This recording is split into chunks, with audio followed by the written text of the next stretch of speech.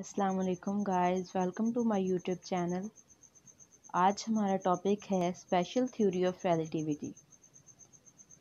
हमें special theory of relativity बहुत important है हमारी मॉडर्न फिज़िक्स के लिए। तो सबसे पहले मैं आपको ये बताना चाहूँगी कि ये थ्योरी ऑफ रिलेटिविटी जो थी ये अल्बर्ट आइंस्टाइन ने हमें इंट्रोड्यूस कराई थी। एक्चुअली अर्ली 20th सेंचुरी में बहुत सारे प्रॉब्लम्स ऐसे आए जिनको क्लासिकल फ़िज़िक्स जो है वो सॉल्व नहीं कर पा रही थी, क्योंकि जो हमारे पास क्लासिकल फ़िज़िक्स है वो फेल हो रही थी कि किस तरह से वो एक्सप्लेन करे एटॉमिक लेवल पे मैटर के बिहेवियर को, क्योंकि मैटर का बिहेवियर जो था वो इन क्लासिकल फ़िज़िक्स हमसे वैसा डिस्कस नहीं हो रहा था जैसा वो शो कर रहा था। जो बिहेवियर मैटर हमें शो कर रहा था वो हमें क्लासिकल रिजल्ट्स नहीं मिल रहे थे, जैसे कि black body radiations, photoelectric effects वगैरह।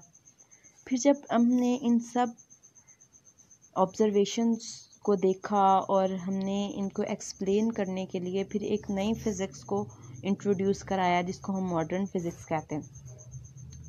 तो मॉडर्न फ़िज़िक्स का जो सबसे इम्पोर्टेंट और सबसे बेस्ट फीचर है वो ये है कि एक तो ये रिलेटिविटी के साथ डील करती है और दूसरा ये हमें क्वांटम थ्योरी के बारे में बताती है।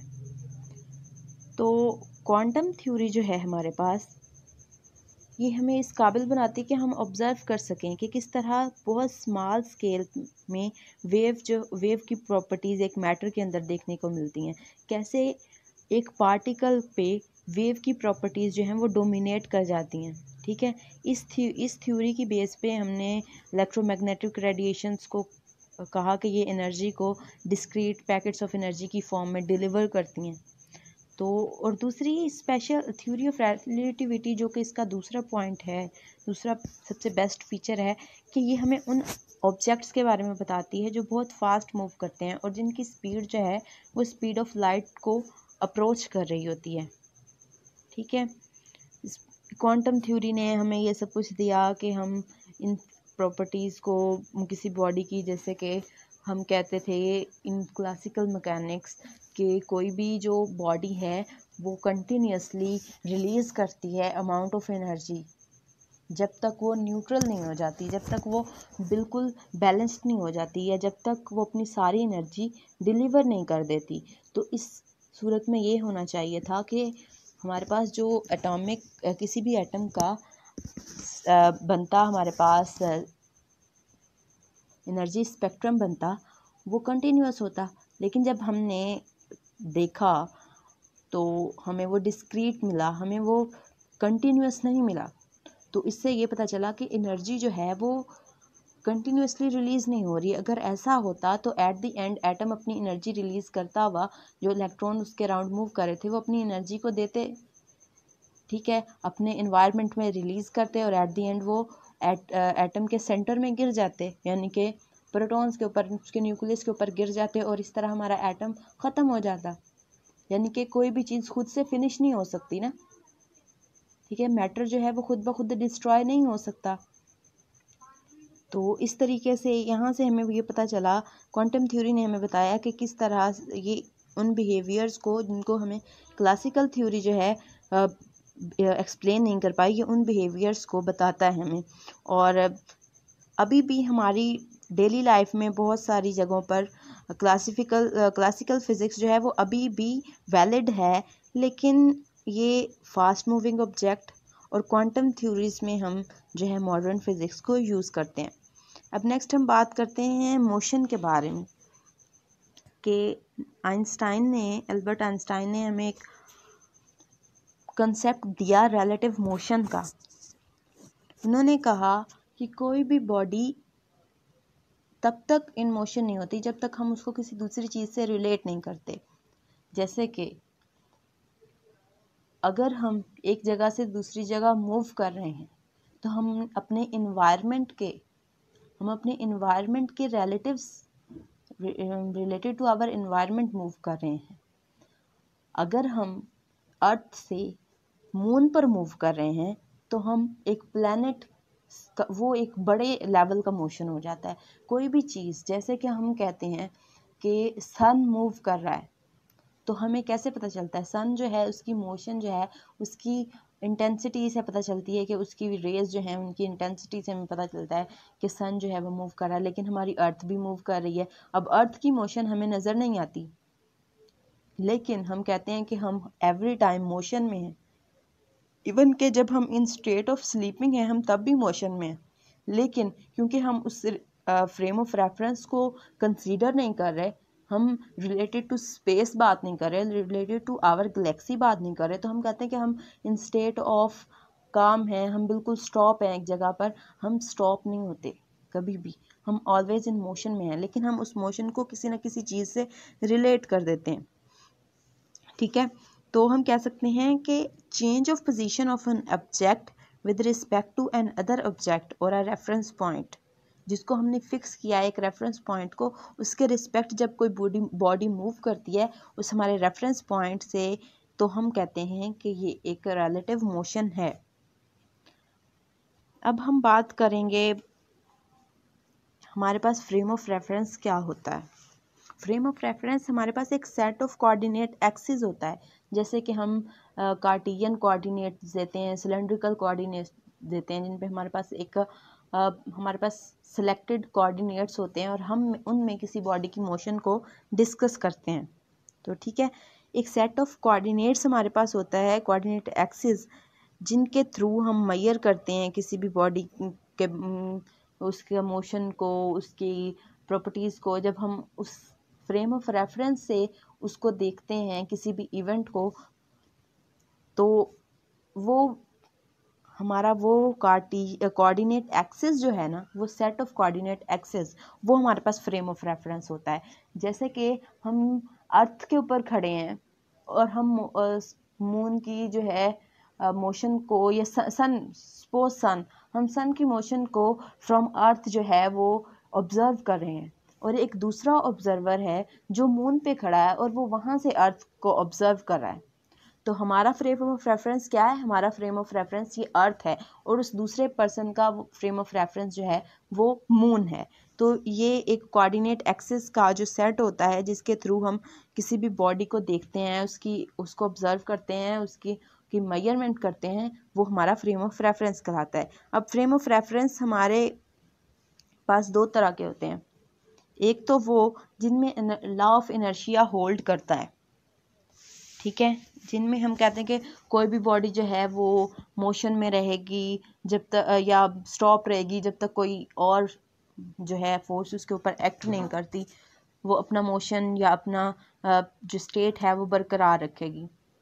तो ये होता है उन सिचुएशंस में जब हमारे पास कोई बॉडी जो है वो एक स्मूथ मूव कर रही है, या एक नॉन एक्सेलरेटिंग हमारे पास सिस्टम है। ठीक है, तो ऐसे फ्रेम ऑफ रेफरेंसेस जहाँ पर हमारे पास लॉ ऑफ इनर्शिया वैलिड होता है, उनको हम इनर्शियल फ्रेम ऑफ रेफरेंसेस कहते हैं।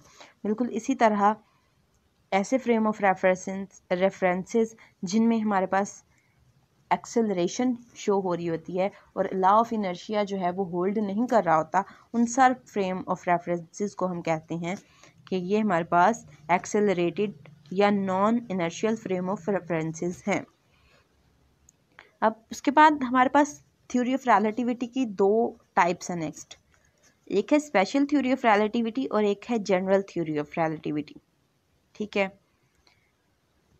जो हमारे पास जनरल थ्योरी ऑफ रिलेटिविटी है ना, ये उन प्रॉब्लम्स को सॉल्व करती है, उन प्रॉब्लम्स में इन्वॉल्व होती है जो कि non inertial frame of reference में डिस्कस हो रहे होते हैं।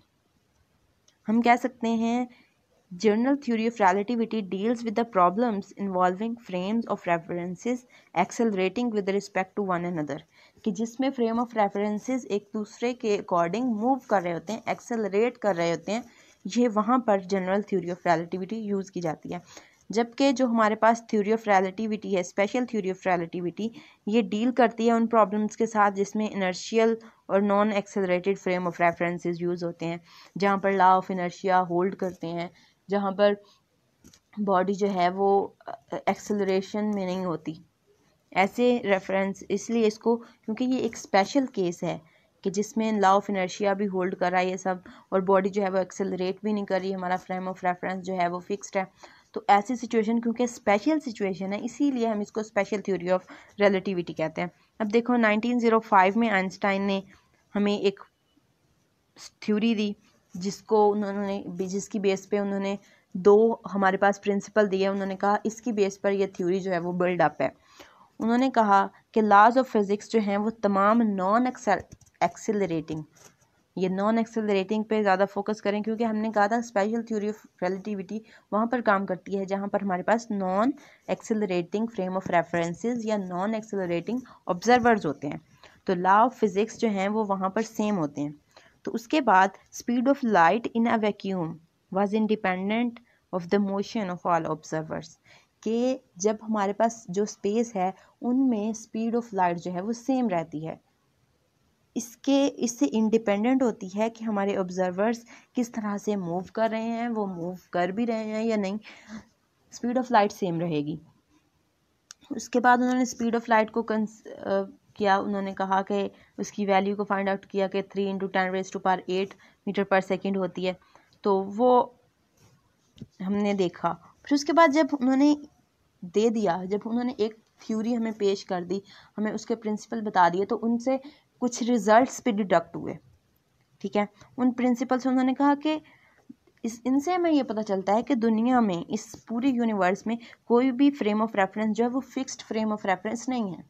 जैसे कि मैंने कहा हर चीज़ मूव कर रही है, लेकिन सिर्फ रिलेटिविटी का फ़र्क है कि अर्थ भी मूव कर रही है, हम भी, अगर हम स्टेशनरी भी हैं एट द टाइम तो हम मोशन में हैं, अगर हम अर्थ के मोशन को काउंट करें तो।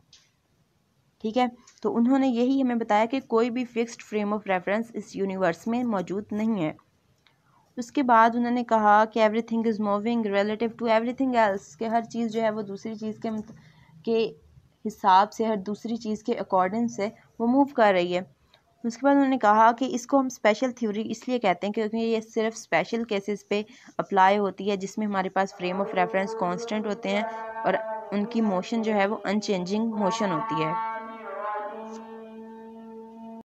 ठीक है, इस थ्योरी को हम स्पेशल थ्योरी ऑफ रिलेटिविटी कहते हैं क्योंकि ये सिर्फ स्पेशल केसेस पे अप्लाई होती है।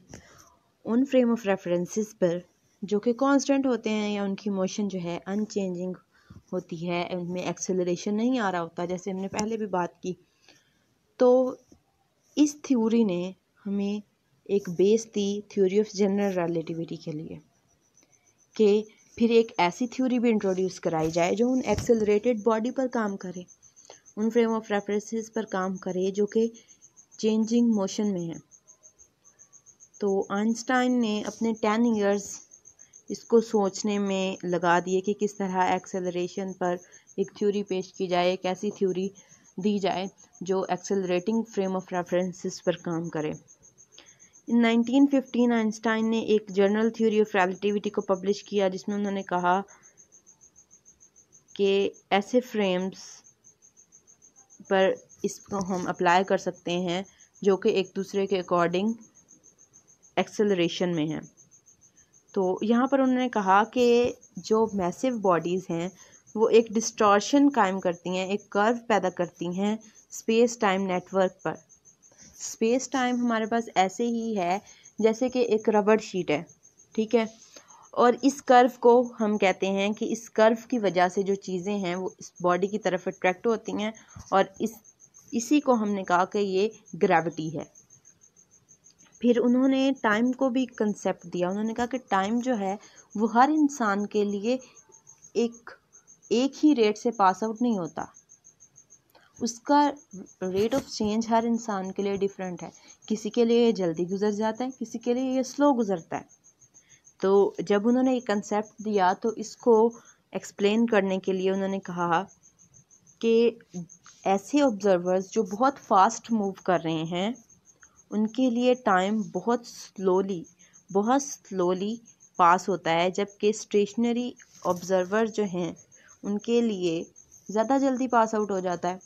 तो जब इस चीज़ पर उन्होंने बात की, उन्होंने कहा कि जो मूविंग वॉच है ये ज़्यादा स्लोली मूव करती है देन द स्टेशनरी पाथ। तो लोगों ने कहा कि ऐसा कैसे हो सकता है भाई कि एक बॉडी जो है वो इन स्टेट ऑफ स्टेशनरी, वो बिल्कुल स्टेशनरी है, वो मूव ही नहीं कर रही, इन स्टेट ऑफ रेस्ट है, तो उसके लिए टाइम जो है वो मूव कर रही है, वो उसकी रेट ऑफ मूवमेंट ज़्यादा है as compare to a slow moving body. तो ऐसा कैसे हो सकता है? इसकी एग्जांपल मैं आपको इस तरह से दे सकती हूँ कि अगर आप किसी व्हीकल पर मूव कर रहे हैं, किसी बस पर, किसी वैन के ऊपर, किसी आप ड्राइव पर जा रहे हैं, तो आप देखेंगे कि जो ट्रीज़ हैं हमारे रोड के साइड पर, वो in the state of rest हैं, वो मूव नहीं कर रहे। और कोई भी बस, वैन या कोई भी व्हीकल जो कि हमारी कार की डायरेक्शन में मूव कर रही है, हमारे साथ मूव कर रही है, उसकी स्पीड हाई है लेकिन हमारी व्हीकल के मुकाबले में कम है, तो हमें वो चीज़ जो है वो लेस मूव करती हुई दिखाई देगी, जबकि जो ट्रीज़ हैं हमें ऐसा लगेगा कि ये बहुत फास्टली मूव कर रहे हैं बैकवर्ड।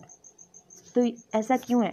ये इसी कंसेप्ट की वजह से है, यहीं से ये कंसेप्ट राइज अप हुआ कि जो बॉडीज़ जो हैं वो स्लोली मूव कर रही हैं, उनसे स्टेशनरी बॉडी जो हैं वो ज़्यादा अच्छा मूव कर रही हैं। तो इस मूवमेंट को, इस रिलेटिव मोशन को जो है, जब उन्होंने समझाने की कोशिश की तो लोगों ने कहा कि ऐसा कैसे हो सकता है।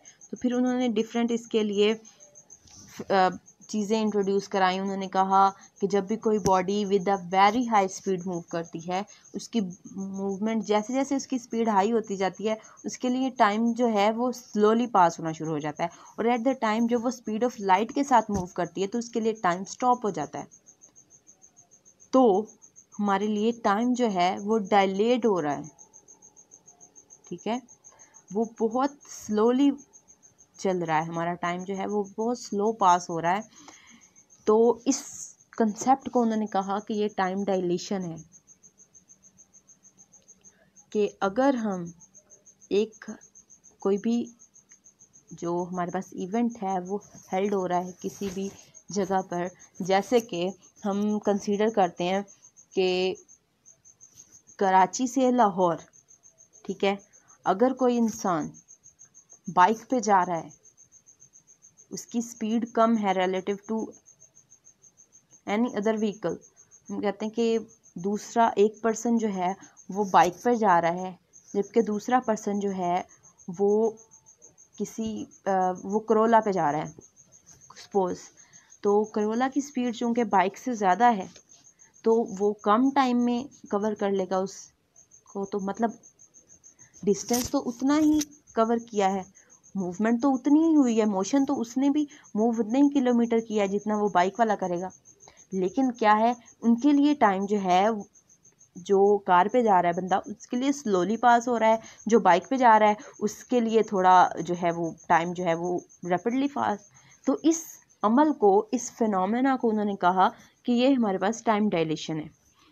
उन्होंने कहा कि जो हमारे पास फास्ट मूविंग ऑब्जेक्ट हैं वो जब मूव कर रहे होते हैं तो वो हमें शॉर्टर दिखाई देते हैं। जैसा कि हम प्लेन को देखते हैं कि प्लेन का साइज़ बहुत बड़ा है, लेकिन जब वो मूवमेंट में होता है, जब वो फ्लाई कर रहा होता है तो हमें बहुत छोटा दिखाई देता है।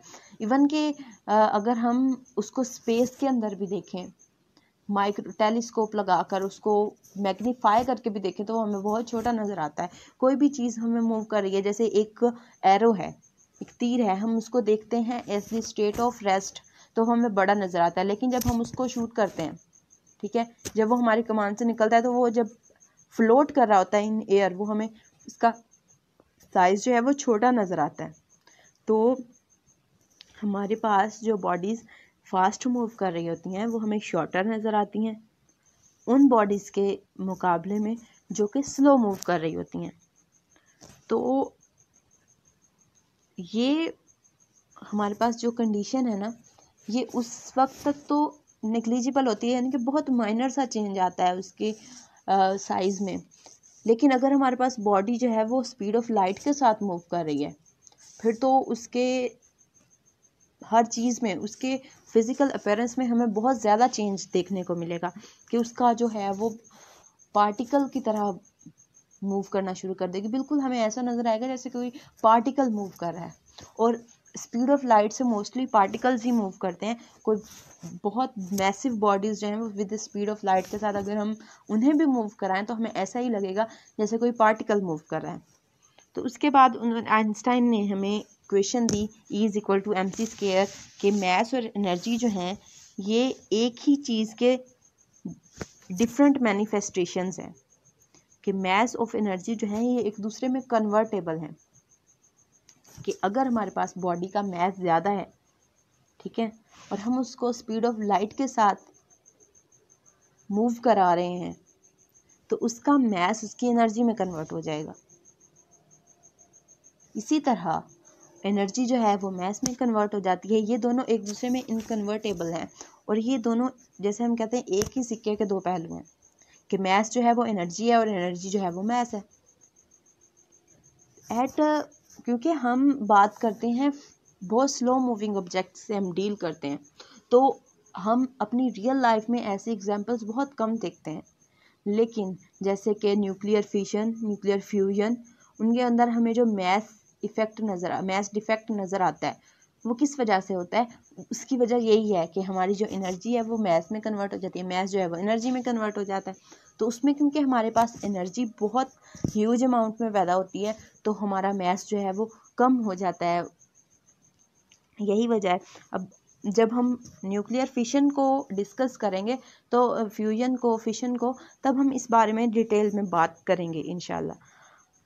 अब आइंस्टाइन ने जो मॉडल कंसीडर किया, उन्होंने कहा कि ये 4 डायमेंशन है, 3 डायमेंशन XYZ जो हमारी स्पेस में होती हैं, और 4th डायमेंशन उन्होंने कहा कि टाइम भी एक डायमेंशन है। तो फर्स्ट टाइम जो है इंट्रोड्यूस ही आइंस्टाइन ने कराया था 4th डायमेंशन को।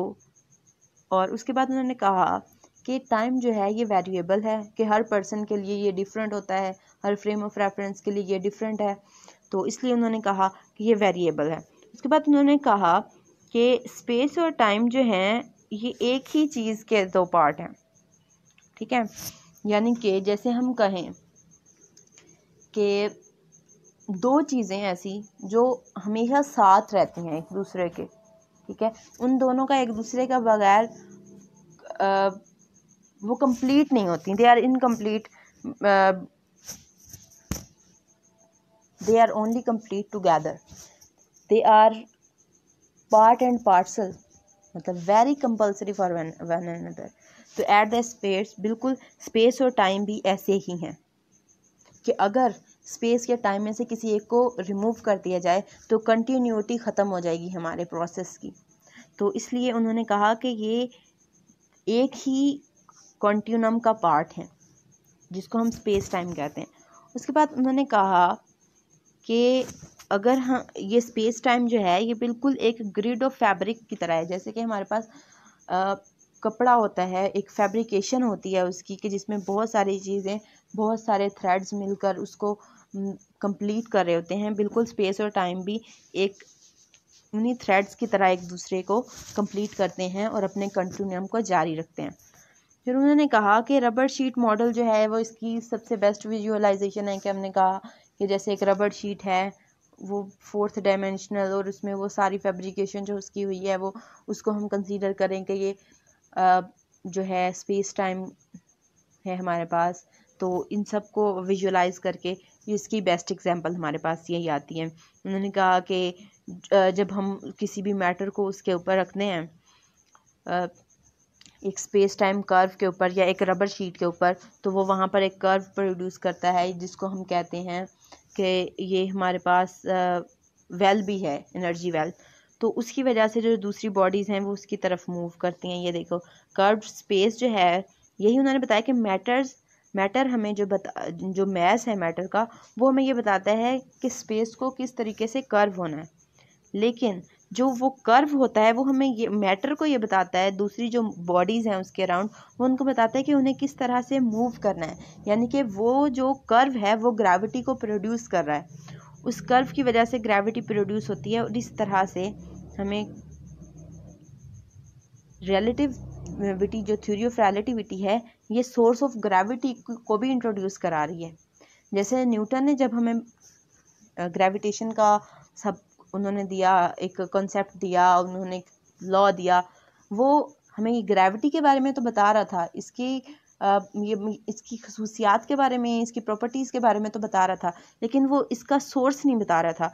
तो थ्योरी ऑफ रिलेटिविटी ने इस सेंस में हमें ये भी बताया कि सोर्स ऑफ ग्रेविटी क्या है।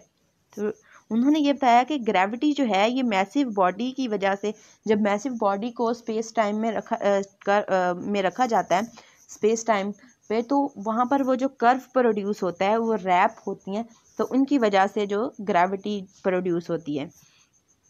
और इन्हीं रैप्स को, इन्हीं कर्व्स को उन्होंने कहा कि ये ग्रेविटी वेल्स हैं, जिनकी वजह से जो मैसिव बॉडीज़ हैं वो लाइटर बॉडीज़ को अपनी तरफ अट्रैक्ट कर लेती हैं। ये देखें यहाँ पर उन्होंने इस डायग्राम में जैसे कि शो किया गया है कि किस तरह से बहुत सारी मैसिव बॉडीज़ एक यूनिवर्स के अंदर मौजूद हैं और उनकी वजह से वहाँ पर कर्व बन रहे हैं, और दूसरे जो लाइटर बॉडीज़ हैं वो उन कर्व्स के अकॉर्डिंग जो है वो मूव कर रहे हैं। तो इससे हमें पता चलता है कि हमारी जो यूनिवर्स है वो ग्रेविटी वेल्स से फुल है, उसमें बहुत सारे ग्रेविटी वेल्स मौजूद हैं। अब अगर हम आइंस्टाइन की थ्योरी ऑफ जनरल रिलेटिविटी के बारे में बात करें तो इसने हमें पहले से प्रेडिक्शन दी थी कि जो अर्थ है इसके अराउंड एक स्पेस टाइम है जो कि सिर्फ रैप ही नहीं है बल्कि ट्विस्टेड भी है। ट्विस्टेड किस वजह से है? जैसे कि हम एक रबड़ शीट के ऊपर एक बॉल को रखें और उसको जो है वो रोटेट कराएं तो एक ट्विस्ट प्रोड्यूस होता है। बिल्कुल ऐसे ही, क्योंकि अर्थ सिर्फ सन के अराउंड मूव नहीं कर रही है एक ऑर्बिट में, बल्कि वो अपने एक्सिस के अराउंड रोटेट भी कर रही है, तो उसकी उस रोटेशन की वजह से उसमें एक ट्विस्ट भी पैदा हो रहा है। उस जो हमारे पास वो जो रैप प्रोड्यूस कर रही है अर्थ उस स्पेस टाइम में, उसके अराउंड उसके साथ साथ एक कर्व भी प्रोड्यूस कर रही है, एक ट्विस्ट भी प्रोड्यूस कर रही है उस प्लैनेट की रोटेशन की वजह से। तो ये हमें बताया, जो हमने ग्रेविटी को जानने के लिए एक प्रोब भी हमने बात की थी आर्टिफिशियल सैटेलाइट्स की, तो हमने प्रोब भी को जब भेजा स्पेस के अंदर सैटेलाइट को, तो उसने ऑब्जर्व किया कि अर्थ जो है वो सिर्फ एक कर्व नहीं बना रही, वो उसके साथ साथ एक ट्विस्ट भी क्रिएट कर रही है हमारे स्पेस टाइम कर्व में। ठीक है, तो इसको इस तरह से उन्होंने थ्योरी ऑफ रिलेटिविटी ने ये हमें प्रेडिक्ट किया था और प्रोब बी ने इसको कहा कि ये बिल्कुल ठीक है। तो इससे हमें ये पता चला कि जो ऑर्बिटिंग ऑब्जेक्ट्स हैं, एक चीज़ जो उन्होंने हमें बताई कि जो भी ऑब्जेक्ट ऑर्बिट कर रहा है किसी भी बॉडी के अराउंड, वो हमेशा उस पाथ को कंसीडर करेगा जो सबसे शॉर्टेस्ट होगा और जहाँ पर उसकी लीस्ट अमाउंट ऑफ एनर्जी जो है वो कंज्यूम होगी। ये भी न्यूटन ने हमें बताया। उसके बाद उन्होंने बताया कि हमारे सोलर सिस्टम में, क्योंकि मोशन प्लैनेट्स की जो है वो एक एलिप्टिकल पाथ में है, और एलिप्टिकल पाथ जो हैं ये मोस्ट एनर्जी एफिशिएंट पाथ्स हैं in the gravity well of the sun जैसा ग्रेविटी वेल बना रहा है, उसके अकॉर्डिंग सर्कुलर मोशन अगर करें तो वो इतनी एनर्जी एफिशिएंट नहीं है, उसमें इनको ज़्यादा एनर्जी की ज़रूरत होगी जितने भी प्लैनेट्स हैं। लेकिन ये क्योंकि एक एलिप्टिकल पाथ में मूव करते हैं, तो एलिप्टिकल पाथ जो है ये सबसे ज़्यादा एनर्जी एफिशिएंट है। इससे हमें ये पता चलता है कि किसी भी कर्व के अराउंड, किसी भी मैसिव बॉडी के अराउंड जो स्मॉलर बॉडीज़ मूव कर रही होती हैं उसकी ग्रेविटी की वजह से वो सबसे शॉर्टेस्ट और एनर्जी एफिशिएंट पाथ जो है उसको चूज़ करती हैं। अब बिल्कुल ऐसे ही एक फिनोमेना था ग्रेविटेशनल लेंसिंग का, जिसके बारे में हम बात करेंगे। उन्होंने कहा कि इस ग्रेविटी की वजह से, कि जैसे हमारे पास आता है एक गैलेक्सी और दूसरी गैलेक्सीज में एक जगह पे आते हैं गैलेक्सी क्लस्टर्स। अब कोई भी स्टार जो है वो अपनी रे को, एनर्जी रे जो है वो प्रोड्यूस कर रहा है, स्पार्क प्रोड्यूस कर रहा है। अब वो जो स्पार्क है उसको अगर हम फ्रॉम एन अदर गैलेक्सी देख रहे हैं और दरमियान में हमारे पास कोई गैलेक्सी क्लस्टर आ रहा है, तो हमारे पास वो जो गैलेक्सी क्लस्टर है ना, उसकी वजह से, उसकी ग्रेविटी की वजह से उस लाइट का जो पाथ है वो चेंज हो जाएगा। वो लाइट जो है वो डिस्टॉर्ट हो जाएगी, लाइट रे।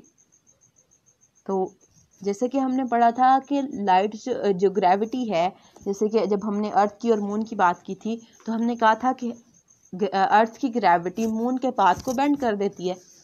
बिल्कुल इसी तरह उस गैलेक्सी क्लस्टर की ग्रेविटी जो है वो उस लाइट को बेंड कर देती है, जिसकी वजह से वो लाइट रेज जो होती हैं वो डिस्टॉर्ट हो जाती हैं। और इस फिनोमेना को हम कहते हैं ग्रेविटेशनल लेंसिंग, कि ग्रेविटी की वजह से लाइट पर जो इफ़ेक्ट पड़ा है, जब हमने अर्थ से उसको देखा है तो हमें वो किसी और ही डायरेक्शन से आती हुई महसूस होती है, क्योंकि उसका पाथ चेंज हो चुका है। तो इस फिनोमेना को हम कहते हैं ग्रेविटेशनल लेंसिंग। ठीक है, ये देखें इस डायग्राम में जैसे कि मैंने दिखाया कि ये दरमियान में एनर्जी क्लस्टर है, यहाँ से एक साइड से एक स्टार से हमारे पास लाइट आ रही है। ठीक है, तो ग्रेविटी ऑफ मैटर जो है between earth and the galaxy, इन दोनों के दरमियान एक ग्रेविटी मैटर, ये आपको नज़र आ रहा होगा। इसकी वजह से जो हमारे पास लाइट रे है वो बेंड हो रही है डिफरेंट पाथ्स के अंदर, और हम अर्थ से उसको देख रहे हैं तो हमें लग रहा है कि ये किसी और साइड से आ रही है, हमें उसका ओरिजिन नहीं मिल रहा। तो ये हमें सैटेलाइट्स के थ्रू पता चला कि एक्चुअली होता क्या है। एक्चुअली ये लाइट जो है ये किसी और डायरेक्शन से आ रही है, लेकिन due to this distant galaxy, ये जो दरमियान में मैटर है, इस मैटर की ग्रेविटी की वजह से उस लाइट का पाथ चेंज हो रहा है, और इस फिनोमेना को हमने कहा कि ये ग्रेविटेशनल लेंसिंग है। यही वजह है कि जब लाइट जो है वो टेलीस्कोप पर हमारे मल्टीपल इमेजेस बनते हैं तो सेम गैलेक्सी अपीयर होती है। यहाँ पर हमारा टॉपिक जो है वो एंड होता है। इस टॉपिक्स के मुतालिक अगर आपको कोई भी क्वेश्चन हो तो आप कमेंट सेक्शन में पूछ सकते हैं। इसके अलावा comments, like, share and subscribe my YouTube channel. इंशाल्लाह विल मीट यू सून। अल्लाह हाफिज़।